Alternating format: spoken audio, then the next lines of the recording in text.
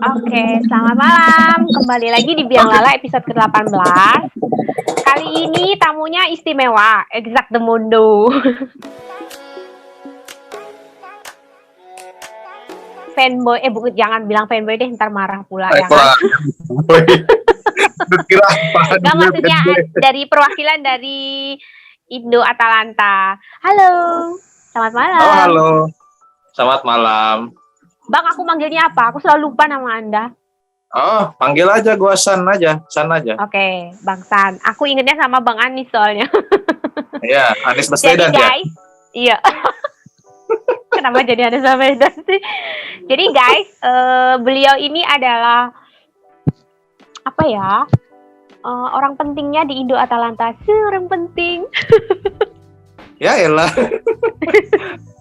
Gue cuma bukan orang penting aja sih sebenarnya. Oh gitu. Kalau presidennya ada lagi sih. Oh gitu, oke. Ada lagi presidennya. Jadi Bang San apa kabar? Sehat? Oh baik, alhamdulillah, baik. Alhamdulillah. Jadi ceritanya kita kan ntar hari Minggu ya, dini hari mau ketemu nih Lazio sama Atalanta. Dan terus terang sih kalau aku sih udah yakin kalah. Lah, kok gitu sih? Enggak ya, gitu juga. Gimana? Aku juga. Anda peringkat 4, kami peringkat 8. Terus secara statistik juga rekornya tidak terlalu bagus gitu loh. Jadi gimana? Anda yakin bisa ngalahin Lazio di kandang? Lah, kok bicaranya sepesimis itu sih? Jangan seperti itu loh. Jangan kita Bang, Laziale itu udah terbiasa. Kami terlatih patah hati dan ini itu lawannya Ladea. Tolonglah ya kan. Gue suka kemarin sama Inggita itu yang dari Interisti juga santai aja. Gak usah begitulah. Kita bicara peluang-peluang aja nih. Kalau gue bilang ya, sebenarnya Atalanta atau Lazio ini sama-sama ingin mengejar poin. Atalanta tentu ingin menjauhkan jarak dari Juve dan ingin menusuk Napoli. Betul. Menusuk Napoli ya. Namun Juve pun juga ya dapat lawan yang enteng juga sih kalau menurut gue. Siapa sih lawannya? Gue juga nggak lihat sih. Gue cuma lihatnya Juve agak dapat lawan yang enak sama Inter lah gitu. Sama Inter lah. Jadi kan memang ada menjauhkan kesempatan. Sebentar. Ya, Juve sama Milan ya. Nah, Juve sama Milan ini kan akan sering dibingungkan. Nah, ini kan kesempatan buat Atalanta untuk menjaga jarak aman gitu. Nah, namun kalau kita bicara menang atau kalahnya, kalau secara peluang sih skuad juga gua bilang masih ada masalah lah gitu. Ada yang belum vaksin lah. Ada yang sakit lah. Ada yang diare lah. Aja sampai diare, mau gak tau gue makan apa gitu kiper. Nah, makanya coba gini Bang, mungkin boleh disarani nanya ke Formelo, mereka pada vaksin apa, kok bisa sampai nggak ada satupun yang positif loh di Lazio. Oh, mungkin Lazio pakai ini kali ya, pakai Sinovac kali ya. Atau vaksin Nusantara juga bagus kali. Vaksin Nusantara kayaknya. Biasa. Waktu itu kan selalu mencari mana yang murah ya kan. Ya, sebenarnya gini, yang belum vaksin itu bukan belum vaksin kedua, enggak, vaksin ketiga. Kan ini kan booster. Booster kan berarti harus vaksin lagi. Cuma ada beberapa pemain yang belum divaksin seperti Licet sama Dupan Zapata. Ini kenapa minggu kemarin pas Copa mereka tidak diikut sertakan ketika melawan Inter kemarin. Nah, lawan Inter kemarin itu kan karena kan mereka ini ada yang belum vaksin. Sedangkan sekarang kan aturannya vaksin ketiga. Ya, karena kan Omikron juga lagi merajalela ya di Eropa ya. Iya, Omikron lah, Tante Mikron lah, apalah. Gimana sih, lihatnya agak kesel gimana gitu. Ini pun juga kalau belum lagi kita bicara pemain yang cedera seperti Gosens masih pemulihan. Nah, belum kita bicara Mercato sedikit ya, nanti Mercato kita sampingin dikit aja dulu. Tapi ada kaitannya juga. Boleh. Makanya sewaktu mau preview dengan lawan Atalanta itu aku sudah nebak sih. Nah, kalau sama Bang Sani nggak cukup, 25 menit itu nggak cukup ya kan, karena isi kepala Anda itu luar biasa sekali berangkasnya. Oh, padahal yang lebih hebat ini sebenarnya Mbak Lala loh. Aku malah nggak tahu apa-apa dan aku belum sempat baca-baca karena lagi agak sedikit sibuk gitu kan, ibu-ibu PKK ini maklum lah gitu kan. Cuman Ya yang sama, gue aku juga garis di bawahi itu, aku selalu ingat karena Atalanta itu sekarang lagi peringkat 4, sementara Lazio itu 8. Jadi itu tuh separuhnya gitu kan. Dan memang kayaknya rekornya juga kan tidak terlalu bagus gitu loh. Jadi aku tuh selalu was-was kalau ketemu dengan biru hitam biru KW. Ori ya kalian ya. Deal hitam aja lah. Oke. Iya, kan kalian sama warnanya. Jadi begini. Oke. Jadi kalau menurut Bang Sande, kayak mana nanti kira-kira prediksinya? Pertandingannya bakalan kayak gimana gitu kalau menurut dari Atalanta? Nah, kalau aku bilang sih seru sih, pasti seru banget. Apalagi kan ini tandang. Ya walaupun aku lihat susunannya nanti yang jelas Muriel akan jadi ujung tombak. Ya, Muriel di samping itu ada Pasalit sama Malina. Iličić kan masih belum bisa diturunkan karena masih belum vaksin ini. Belum vaksin. Okay. Vaksin itu kan paling nggak butuh berapa hari sih, kalau nggak salah 6 hari gitu baru bisa main gitu. Cuma aku lihat nanti perkembangannya kayak gimana kalau skuad itu seandainya sudah diturunkan. Ini di list apa namanya, squad listnya. Jadi kan aku bisa memperkirakan siapa yang akan turun. Nah, cuman kalau yang aku lihat sih, kalau prediksi aku ini akan main sama kuat. Mbah Sari bermain dengan Saribalnya, walaupun itu butuh proses ya. Gak bisa Lazio seperti Napoli langsung gitu, gak bisa. Kecuali kalau pelatihnya Juric gitu, aku baru yakin. Karena radikal banget gitu.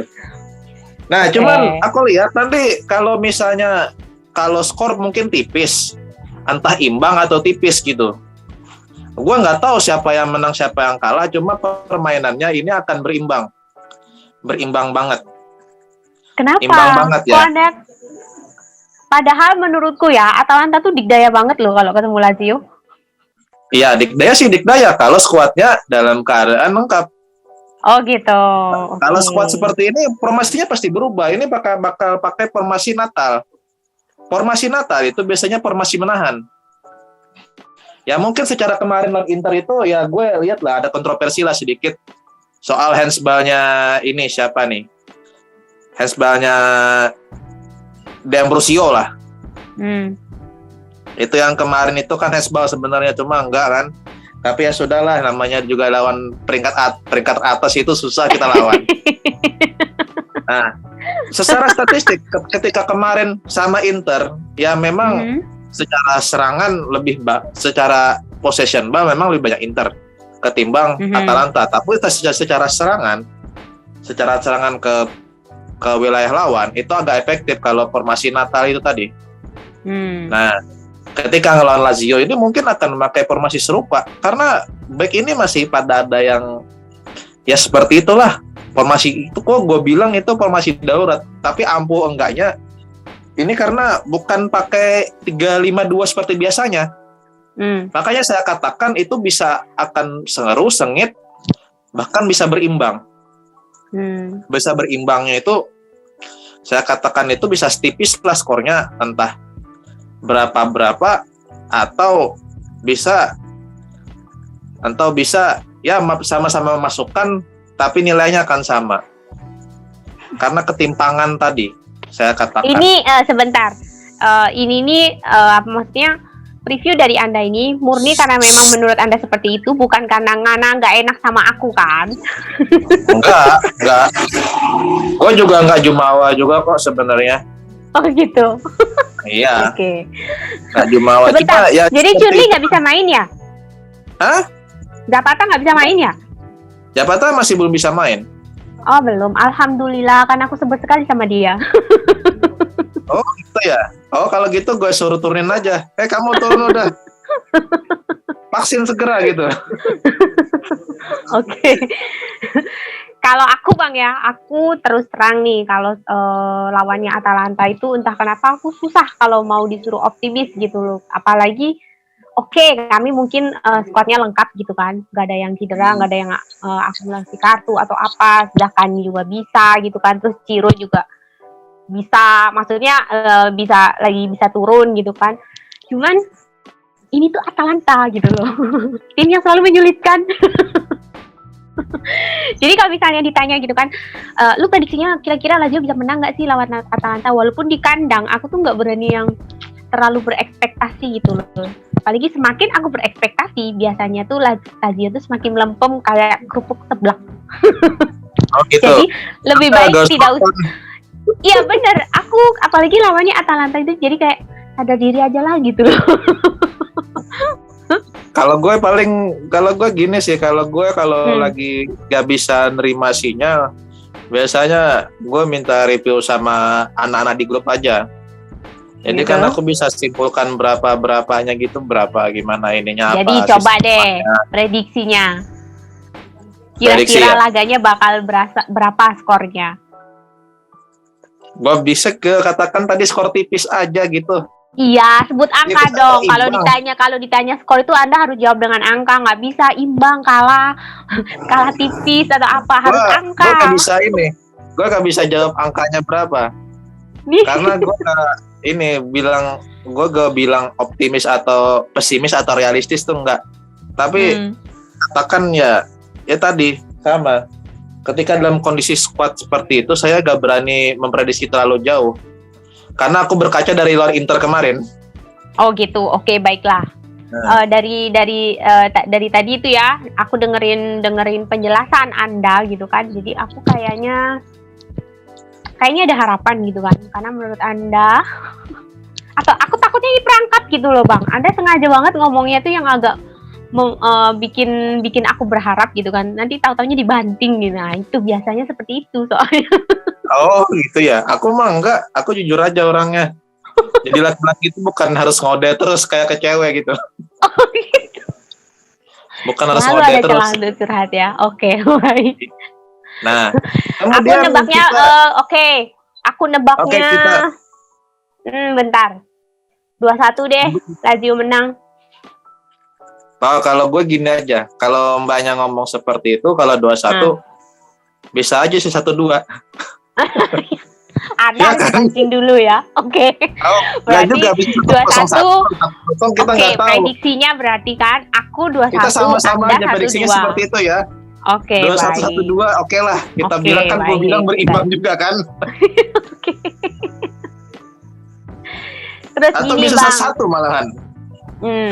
Sudah kita tinggalkan skornya ya. Realistis lah ya, kondisi squad sekarang. Kenapa?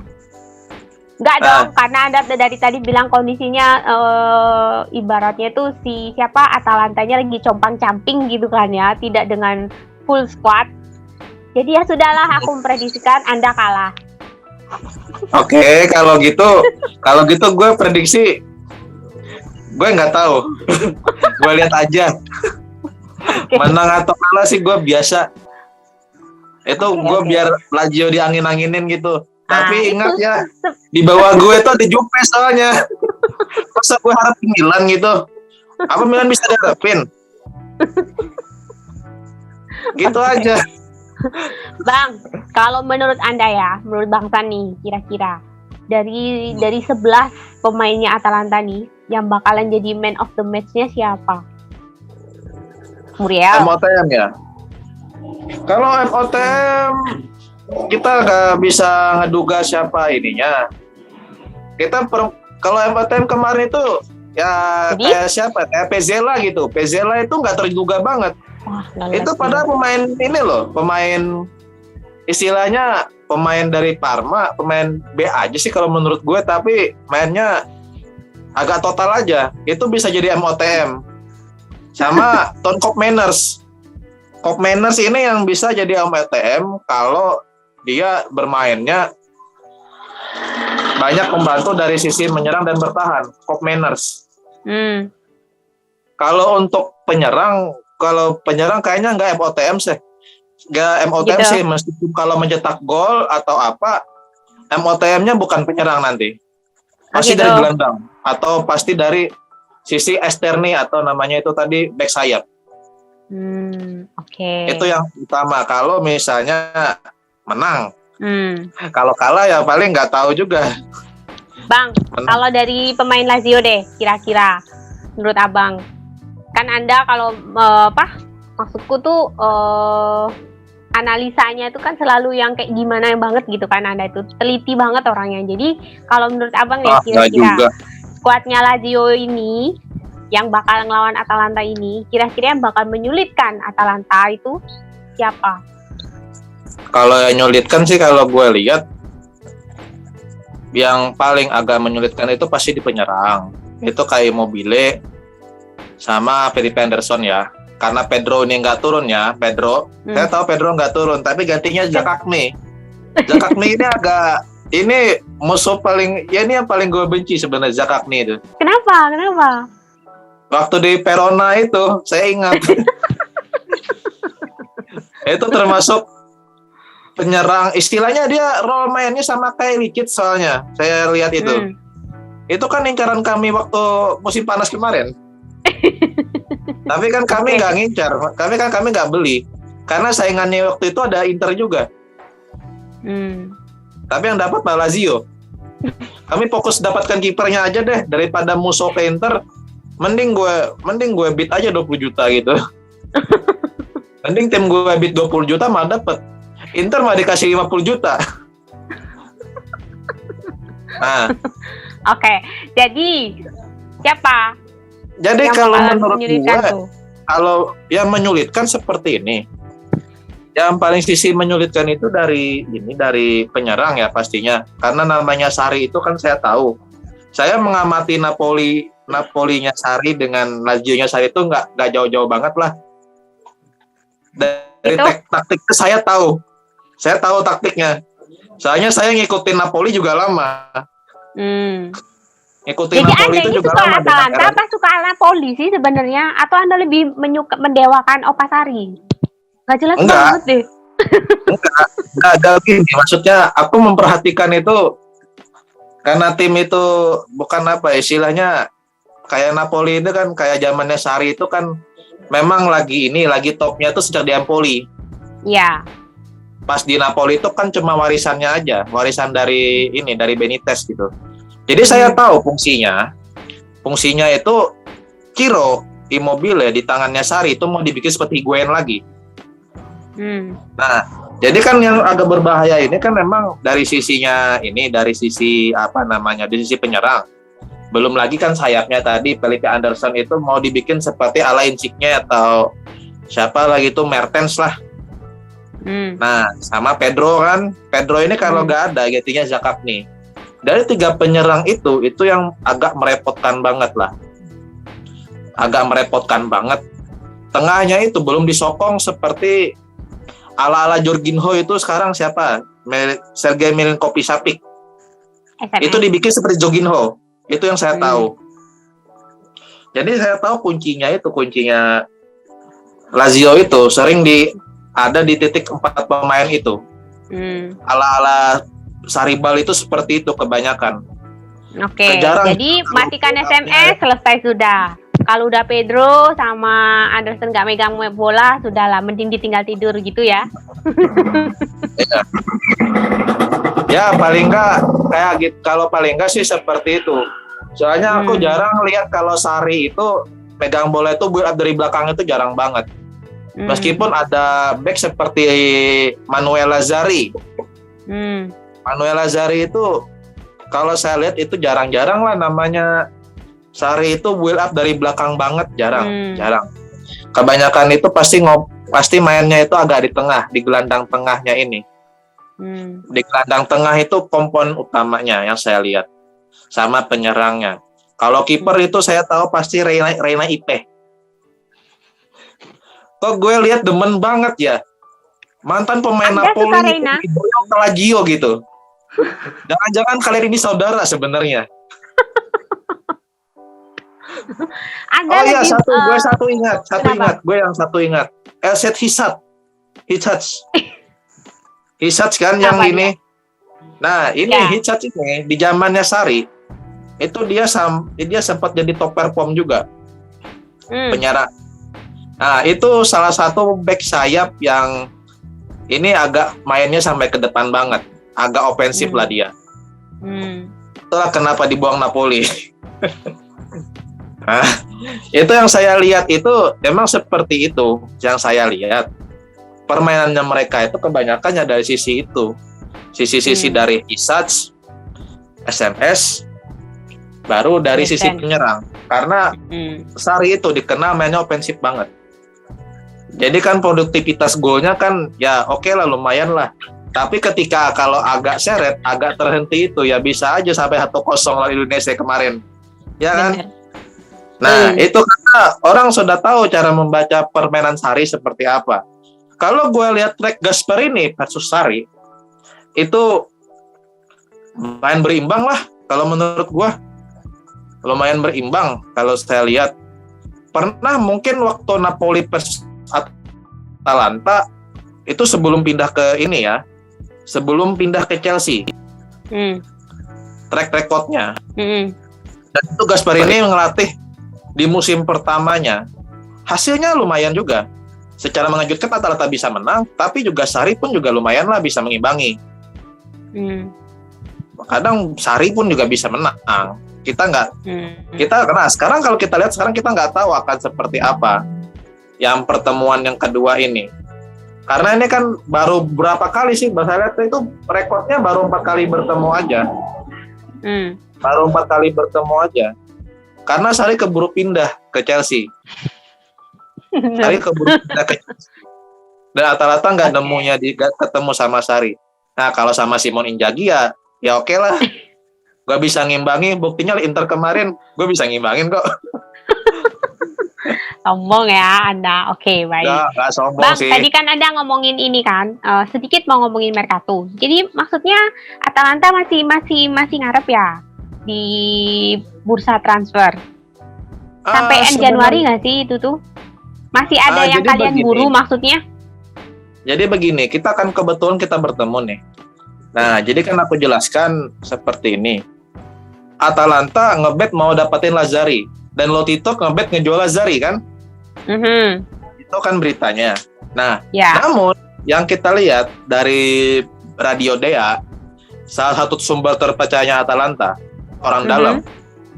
Ordal. Nah, jadi ada antara kemungkinan antara Gosens sama Hateboer yang akan keluar di Januari ini. Info yang saya dapat. Gosens mau dikeluarin? Gosens mau dimasukin ke etalase di Lego. Di Lego katanya bukan Gosens di Lego, tapi Newcastle yang kepengen. Tapi kan Gosens masih cedera. Jadi entah Hateboer yang akan keluar atau Gosens. Kita masih belum tahu Mercatonya akan seperti apa. Jika salah satu keluar, Lazzari langsung diambil. Itu isu yang lagi ramenya kan. Lazzari sebenarnya itu incaran waktu 2 musim yang lalu sebenarnya. Dia memang agak lumayan, ya agak baik lah bermain di back sayap gitu. Kalau aku lihat agak lumayan lah bermain di back sayap, agak bisa dicerna lah kalau secara formasinya sama Gasperini. Langsung batuk aku bang. Nah, itu kan cuman begini. Toh kalau sama Hateboer kan juga walaupun habis cedera dia juga masih bagus mainnya. Menyerangnya masih frontal kok, bertahannya juga masih frontal. Namun ya itu tadi, karena ada yang kepincut ini, jadi Atalanta ini mikir siapa yang mau dikeluarkan. Nah, jadi di antara 2 ini akan ada satu yang keluar. Jika satu itu keluar di Esterni, nah jadi Lazzari itu yang akan diambil. Nah, kalau Lazzari sudah, nah itu aja sih kalau Mercato. Atalanta sih sebenarnya nggak terlalu banyak ingin beli pemain, paling cuma 2 pemain aja, 2-3 pemain lah. Yang kemarin resmi kan Jeremy Boga. Cuma kan dia belum perkenalan karena habis Piala Afrika kali ya. Nah, baru yang satu ini back sayap kalau ada yang keluar. Artinya tidak ada pemain. Karena lagi ketat-ketatnya kompetisi, ngapain kita keluar banyak-banyak? Kecuali kalau kayak timnya mau degradasi gitu. Ya, apalagi kalian kan termasuk stabil ya. Kestabilan tim itu penting soalnya. Ya nggak usah jauh-jauh. Sekelas posisi 10 aja mikir-mikir mau ngeluarin pemainnya di Januari ini. Oke, baiklah.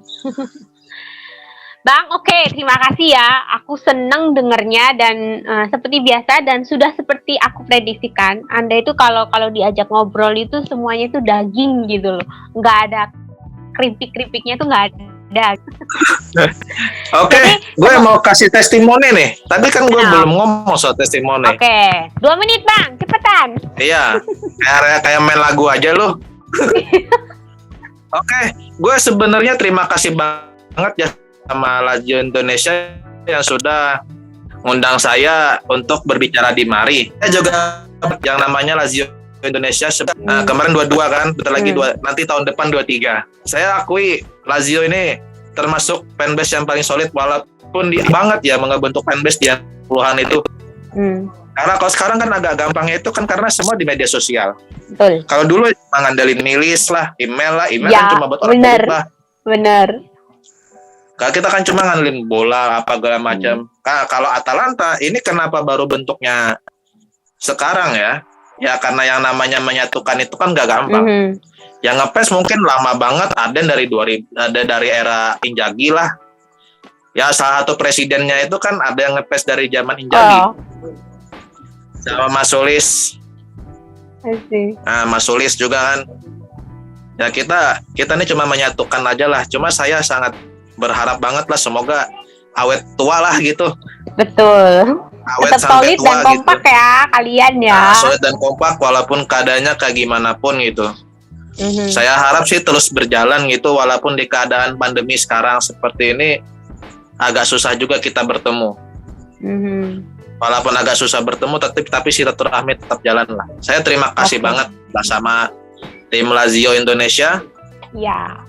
Ilmu kalian sangat bermanfaat lah untuk bikin fanbase gitu. Kita cuma ikut aja.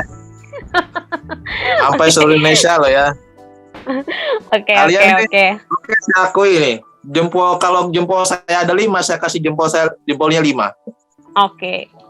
Coba dulu. Ya, gitu. Ya udah Bang, terima kasih ya Bang ya. Salam buat teman-teman Indo Atalanta dan semoga kalian kalah. Oh ya sudah, itu semoga aja kebalikannya ya. Oke. Kita nggak tahu, gue nggak mau nyombongin, tapi lihat aja pertandingan siapa gitu. Kita realistis aja. Oke, bye.